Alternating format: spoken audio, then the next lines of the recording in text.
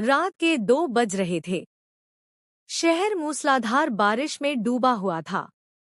सड़कों पर सन्नाटा था, केवल बिजली की कड़कड़ाहट और बारिश की बूंदों का शोर सुनाई दे रहा था। विक्रम अपनी टैक्सी के वाइपर की आवाज से झुंझला रहा था। वह थका हुआ था और बस घर जाकर सोना चाहता था। उसने तय किया कि यह उसकी आज की आखिरी सवारी होगी। अगर कोई मिला तो ठीक, वरना वह घर लौट जाएगा। तभी हेडलाइट की रोशनी में उसे सड़क किनारे एक साया दिखाई दिया। एक आदमी, जिसने काला रेनकोट पहना हुआ था और चेहरे पर हुड, टोपी लगा रखी थी, हाथ दिखाकर लिफ्ट मांग रहा था। विक्रम ने गाड़ी धीमी की और शीशा नीचे किया। कहाँ जाना है साहब? अजनबी ने बिना चेहरा दिखाए भारी आवाज में कहा, बस आगे चलो। और बिना विक्रम के जवाब का इंतजार किए वह पिछली सीट पर बैठ गया। गाड़ी चल पड़ी। कुछ देर तक टैक्सी में अजीब सी खामोशी रही।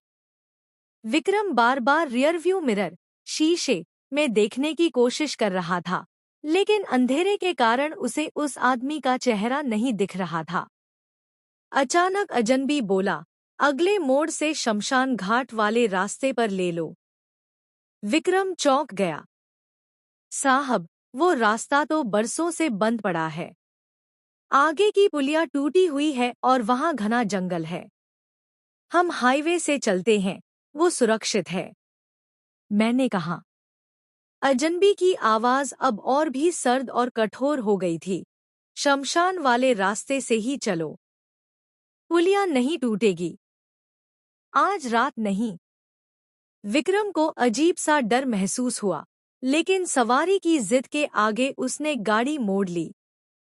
रास्ता उबड़-खाबड़ था और आसपास के पेड़ हवा में डरावनी तरह से हिल रहे थे। माहौल में एक भारीपन था जो विक्रम का दम घोंट रहा था। तभी अजनबी ने एक ऐसा सवाल पूछा जिसने विक्रम के रोंगटे खड़े कर दिए। तुम्हारी बेटी कैसी है विक्रम? माही नाम है न उसका? विक्रम ने झटके से ब्रेक मारे। टायर्स की चीख के साथ गाड़ी एक झटके से रुकी। विक्रम का दिल जोर-जोर से धड़क रहा था। उसने मुड़कर पीछे देखा और चिल्लाया, तू कौन है? तुझे मेरा नाम और मेरी बेटी का नाम कैसे पता? लेकिन पीछे की सीट खाली थी। विक्रम की रीढ़ की हड्डी में सिहरन दौड़ गई। वह अभी-अभी तो वहां बैठा था। दरवाजा खुलने की कोई आवाज नहीं आई थी। वह गाड़ी से बाहर निकला और बारिश में इधर-उधर देखा। वहां कोई नहीं था। दूर-दूर तक सिर्फ जंगल और अंधेरा था। वह घबराकर वापस गाड़ी में बैठा। उसका गला सूख रहा था।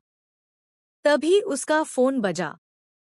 स्क्रीन पर घर लिखा था। कांपते हाथों से उसने फोन उठाया। हेलो? दूसरी तरफ उसकी पत्नी की रोती हुई आवाज आई, विक्रम, जल्दी घर आ जाओ। माही अपने बिस्तर पर नहीं है। मैंने पूरा घर देख लिया, वो कहीं नहीं मिल रही। विक्रम के पैरों तले जमीन खिसक गई। फोन उसके हाथ से छूट गया।